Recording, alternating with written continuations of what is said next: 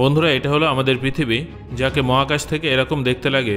তারপর সবথেকে কাছে আছে চাঁদ, তারপর শুক্র, বুধ এবং তারপর আছে আমাদের সৌরজগতের জনক অর্থাৎ সূর্য। সূর্যের থেকে দূরত্বের নিরিখে দেখলে এই সারিতে মঙ্গল, বৃহস্পতি, শনি, ইউরেনাস এবং নেপচুন যথাক্রমে আছে।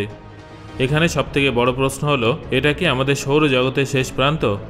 সৌরজগৎ আসলে কি? সৌরজগৎ কতদূর বিস্তৃত? সৌরজগতের শেষ প্রান্তে কি আছে? গ্রহের বিস্তার কতদূর? গ্রহের পরে কি আছে? সূর্যের মাধ্যাকর্ষণ শক্তি কোথায় গিয়ে শেষ হয়? আমরা কি কখনো সৌরজগৎকে অতিক্রম করতে পারব? বন্ধুরা, এই সমস্ত প্রশ্নগুলোর উত্তর জানার জন্য ভিডিওটা শেষ পর্যন্ত অবশ্যই দেখুন। তাহলে চলুন শুরু করা যাক। এটা তো আপনারা নিশ্চয়ই জানেন যে আমাদের সৌরজগতে আগে 9টা গ্রহ ছিল, কিন্তু এখন 8টা গ্রহ আছে। আমাদের সূর্যের মাধ্যমে সৌরজগতের সূচনা হয়, যেখানে প্রথম 4টে গ্রহকে সলিড গ্রহ বলা হয়। এই 4টে গ্রহের মধ্যে বুধ, শুক্র, পৃথিবী এবং মঙ্গল গ্রহ অন্তর্ভুক্ত আছে। এই 4টে গ্রহের কঠিন পৃষ্ঠ আছে। পৃথিবী ছাড়া বাকি সমস্ত গ্রহ আজও প্রাণহীন আছে। সূর্য এবং মঙ্গল গ্রহের দূরত্বের কথা বললে, মঙ্গল গ্রহ সূর্য থেকে 22,80,00,000 কিলোমিটার দূরে আছে। এই 4টে গ্রহের পরে এমন একটা এলাকা আছে যেখানে লক্ষ লক্ষ গ্রহাণু আছে। এই জায়গাটা অ্যাস্ট্রয়েড বেল্ট নামে পরিচিত। অ্যাস্ট্রয়েড বেল্টে উপস্থিত ছোট বড় সমস্ত অবজেক্ট অন্যান্য গ্রহের মতোই সূর্যকে প্রদক্ষিণ করে, তবে এদের গ্রহ বলে অভিহিত করা যায় না। এই প্রসঙ্গে আপনাদের জানিয়ে রাখি যে অ্যাস্ট্রয়েড বেল্ট 14,09,00,000 কিলোমিটার এলাকা জুড়ে বিস্তৃত, যেটা সূর্যের থেকে 32,91,00,000 কিলোমিটার দূর থেকে শুরু করে 47,87,00,000 কিলোমিটার জুড়ে বিস্তৃত। আপনাদের হয়তো ফুটেজ দেখলে মনে হবে যে একটা গ্রহাণু আর একটা গ্রহাণুর অনেক কাছে আছে, তবে বাস্তবে এদের মধ্যে দূরত্ব অনেকটাই বেশি। যদি এদের মাঝখান দিয়ে কোনো স্পেস ক্রাফটকে এগিয়ে নিয়ে যাওয়া হয়, তাহলে সেটা কোনো সংঘাত ছাড়াই খুব সহজে এগিয়ে যাবে।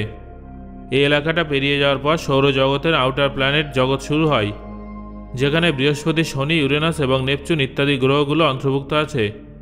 এই গ্রহগুলোকে গ্যাসীয় গ্রহ বলা হয়। সৌরজগতের সর্বশেষ গ্রহ হলো নেপচুন। এটা সূর্যের থেকে 4.5 বিলিয়ন কিলোমিটার দূরে আছে। তারপরে আছে প্লুটো, যেটা একসময় সৌরজগতের 9ম গ্রহ ছিল, কিন্তু আজ এটা একটা বামন গ্রহ হিসেবে বিবেচিত হয়ে থাকে। বন্ধুরা, 1990 দশক পর্যন্ত আমরা প্লুটোকেই সৌরজগতের শেষ সীমানা বলে মনে করতাম। তারপর 1992 সালের 29 আগস্ট বিজ্ঞানীদের একটা টিম টেলিস্কোপের মাধ্যমে মহাকাশের দিকে তাকিয়েছিলেন। সেই সময় তারা মহাকাশে এমন কিছু দেখতে পান যেটা সৌরজগতের সংজ্ঞাটাই বদলে ফেলে। বিজ্ঞানীরা মহাকাশে বিন্দুর মতো কিছু দেখতে পেয়েছিলেন। তারপর তারা জানতে পারেন যে সেখানে এই ধরনের একটা বা দুটো অবজেক্ট নয়, বরং প্রচুর অবজেক্ট আছে যা সম্পূর্ণ সৌরজগৎকে ঘিরে আছে। এইভাবে বিজ্ঞানীরা কুইপার বেল্টের খোঁজ পান। কুইপার বেল্ট খুঁজে বার করার পর সৌরজগতের সীমানা কয়েক বিলিয়ন কিলোমিটার বেড়ে যায়। কুইপার বেল্টে কয়েক লক্ষ কোটি ছোট বড় অবজেক্ট আছে। কুইপার বেল্টের প্রধান এলাকা 30 অ্যাস্ট্রোনমিক্যাল ইউনিট থেকে 50 অ্যাস্ট্রোনমিক্যাল ইউনিট এলাকা জুড়ে বিস্তৃত। সূর্য এবং পৃথিবীর মধ্যে যতটা দূরত্ব আছে সেটা হলো 1 অ্যাস্ট্রোনমিক্যাল ইউনিট। এই দূরত্বটা প্রায় 15 কোটি কিলোমিটারের সমান। আপনারা যদি ভেবে থাকেন যে কুইপার বেল্টের শেষ সীমানাই আমাদের সৌরজগতের শেষ সীমানা, তাহলে আপনারা ভুল ভাবছেন। সৌরজগৎ আপনার কল্পনার থেকেও অনেক বড়। এখানে বিজ্ঞানের নিয়ম চলে না, এখানে প্রকৃতির নিয়ম কাজ করে। এখানে মহাকাশের নিয়ম কাজ করে, আর মহাকাশ নিজের গতিতে সব বিষয়ের মধ্যে তার তারতম্য বজায় রাখে। কুইপার বেল্টের সামনে সূর্য একটা রিফ্লেক্টর শিল্ড তৈরি করে রেখেছে।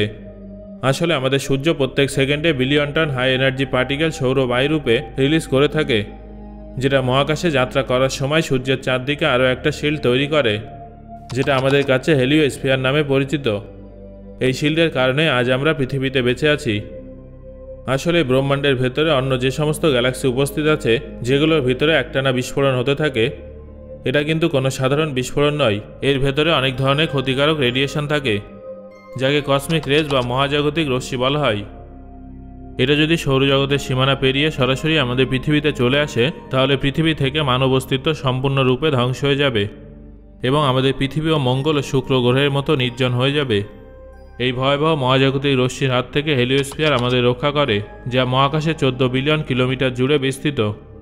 যখন ব্রহ্মাণ্ড থেকে আগত মহাজাগতিক রশ্মি সৌর বায়ুর সঙ্গে ধাক্কা খায়, তখন সেখানেই থেমে যায়। এখানে আবার সেই একই প্রশ্ন উঠে আসে যে তাহলে কি হেলিওস্ফিয়ার সৌরজগতের শেষ সীমানা? যদিও এর উত্তর হলো না। সৌরজগৎ এর পরেও আরও অনেক দূর পর্যন্ত বিস্তৃত। আমেরিকান স্পেস এজেন্সি নাসা কর্তৃক 1977 সালে মহাকাশে ভয়েজার স্পেসক্রাফট লঞ্চ করা হয়েছিল। এর প্রধান উদ্দেশ্য ছিল সৌরজগতের এমন কিছু রহস্য উন্মোচন করা যেগুলো আমাদের কাছে সম্পূর্ণ অজানা ছিল। বর্তমান সময়ে মহাকাশ যানটা 163 অ্যাস্ট্রোনমিক্যাল ইউনিট দূরে পৌঁছে গেছে। সহজভাবে বললে ভয়েজার মহাকাশ যানটা পৃথিবীর থেকে 2400 কোটি কিলোমিটার দূরে পৌঁছে গেছে এবং আজও একটানা এগিয়ে চলেছে। বলা হয় যে 2025 সালে ভয়েজারের সঙ্গে আমাদের যোগাযোগ বিচ্ছিন্ন হয়ে যাবে, কারণ বর্তমানে এর ব্যাটারি অনেক দুর্বল হয়ে গেছে এবং এর অনেক পার্টসও নষ্ট হয়ে গেছে, কিন্তু তারপরেও এটা তার যাত্রা চালিয়ে যাবে। এর মধ্যে আমাদের একটা মেসেজও আছে, যেটা উন্নত এলিয়েন সভ্যতার কাছে পৌঁছালে তারা এটা জানতে পারবে যে আমরা অন্য কোনো গ্রহে বসবাস করছি। এখানে আরেকটা গুরুত্বপূর্ণ প্রশ্ন হলো, ভয়েজার মহাকাশ যানটা কি সৌরজগতের বাইরে চলে গেছে? এর উত্তর হলো না। সৌরজগতের সীমা অতিক্রম করতে ভয়েজারের এখনও 1000 বছর সময় লাগতে পারে। এটা সৌরজগতের বায়ুমণ্ডল থেকে বাইরে চলে গেলেও সৌরজগতের মাধ্যাকর্ষণের থেকে বাইরে যায়নি। এই মহাকাশ যানটা প্রায় 46 বছরেরও বেশি সময় ধরে মহাকাশে সফর করছে, কিন্তু আজও সূর্যের মাধ্যাকর্ষণ শক্তির হাত থেকে বেরোতে পারেনি। অন্য কোনো সৌরজগতে প্রবেশ করার জন্য এই মহাকাশ যানটাকে এখনও আরও অনেক পথ অতিক্রম করতে হবে, তবে সেখানেও একে অনেক বাধার সম্মুখীন হতে হবে। হেলিওস্ফিয়ারের পরেও এমন অনেক কিছু আছে যেটা সূর্যের মাধ্যাকর্ষণের সঙ্গে যুক্ত আছে। সূর্যের এত দূরের অংশকে আমরা দেখতে না পেলেও কখনো কখনো এইসব বস্তু সেখান থেকে ছিটকে সৌরজগতের ভিতরে চলে আসে, যা পৃথিবীতে উপস্থিত প্রাণের ক্ষতি করতে পারে। বাকি গ্রহগুলোর উপরে আঘাত করে, তবে যেহেতু সেখানে প্রাণের অস্তিত্ব নেই তাই কোনো রকম ক্ষতির সম্ভাবনা থাকে না। এইসব বস্তুগুলো আমাদের কাছে কোমেট বা ধূমকেতু হিসেবে পরিচিত। কোমেট আসলে দু ধরনের হয়ে থাকে, একটা হলো শর্ট পিরিয়ড কমেট আর দ্বিতীয়টা হলো long period comet. Short period comet মঙ্গল গ্রহের পিছনে উপস্থিত অ্যাস্ট্রয়েড বেল্ট থেকে আসে, কিন্তু লং পিরিয়ড কমেট এমন একটা রহস্যময় জগৎ থেকে আসে যার সম্পর্কে আমরা খুব কমই জানি। লং পিরিয়ড কমেট প্রত্যেক 1000 বছর অন্তর একবার আসে। সূর্যের থেকে অনেক দূরে থাকা এর মধ্যে বরফ জমে যায়, যা সূর্যের যত নিকট আসে তত গলতে শুরু করে এবং এর আকার ক্রমশ ছোট হতে থাকে। এই ধূমকেতু সৌরজগতে নির্দিষ্ট সময় অন্তর আসে। অনুমান করা হয় যে যেখান থেকে এই ধূমকেতুগুলো আসে সেখানে অনেক বড় ভাণ্ডার আছে।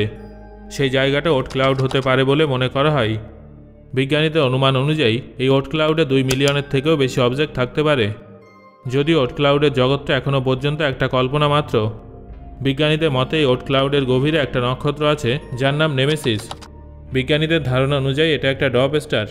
ওট ক্লাউড 5000 অ্যাস্ট্রোনমিক্যাল ইউনিট থেকে শুরু করে 1 লক্ষ অ্যাস্ট্রোনমিক্যাল ইউনিট পর্যন্ত বিস্তৃত। বন্ধুরা, আমাদের সূর্যের সবথেকে কাছের নক্ষত্র হলো আলফা সেন্টাউরি, যেটা সূর্যের তুলনায় 4.2 আলোকবর্ষ দূরে আছে।